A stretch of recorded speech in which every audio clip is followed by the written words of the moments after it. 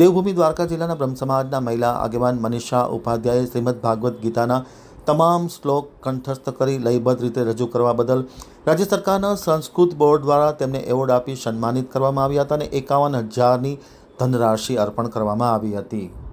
હવે જે ભાણવડ આમતક ન્યૂઝ બ્યુરોનો એક વિસ્તૃત અહેવાલ મહિલા શક્તિના ઉત્કૃષ્ટ ઉદાહરણ સમા મનીષાબેન ઉપાધ્યાયને ગીતાજી કંઠસ્થ અર્થે રાજ્ય સરકાર સંસ્કૃત બોર્ડ દ્વારા એના એવોર્ડ આપી તેમને બહુમાન કરવામાં આવ્યું હતું।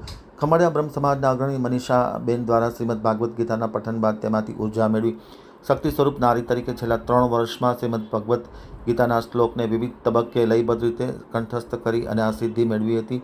ગૃહિણી તરીકે પણ તેમનું કામગીરી ખૂબ અસરકારક જોવા મળી હતી। સંસ્કૃત ભાષાના શુદ્ધ ઉચ્ચારણ સાથે ભગવદ્ ગીતાના અભ્યાસીઓ માટે છેલ્લા કેટલાક સમયથી તેઓ ઓનલાઈન શિક્ષણ આપી રહ્યા હતા।